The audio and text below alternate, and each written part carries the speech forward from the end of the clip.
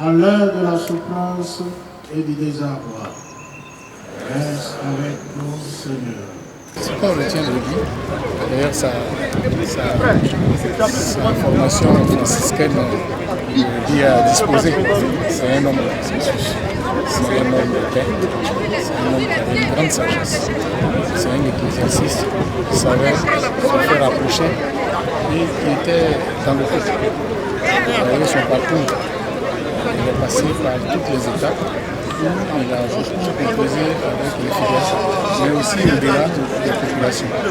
Ce n'est pas surprenant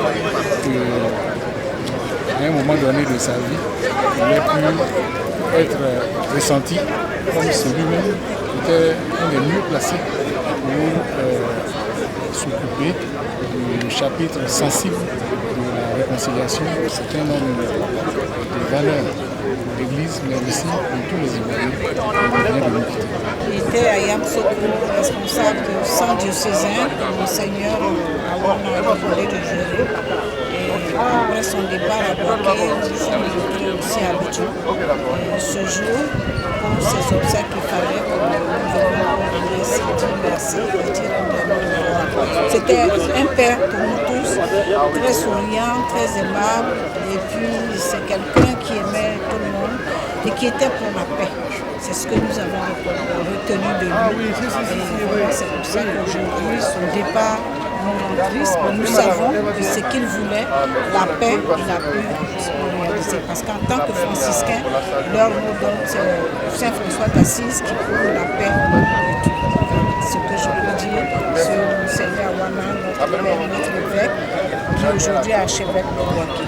Que le Seigneur l'accueille et que le rôle qu'il a joué pour la réconciliation en Côte d'Ivoire continue, que de là-haut, le Seigneur guide la Côte d'Ivoire et que la paix revienne définitivement. Je pense que toute la Côte d'Ivoire l'a vu à l'œuvre et comme vous le disiez tout à l'heure, on a vu sur tous les terrains, surtout à un moment où la Côte d'Ivoire était en difficulté, il était dans le feu de l'action parce que tout se passait dans le grand centre et à cette occasion, il a été sollicité et il a apporté sa contribution, la contribution de l'Église pour le règlement de la crise.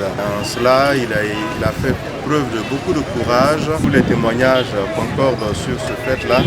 Il a essayé de rapprocher les différents antagonistes et ça a permis de créer un cadre pour pouvoir se parler et pour continuer le processus de la réconciliation.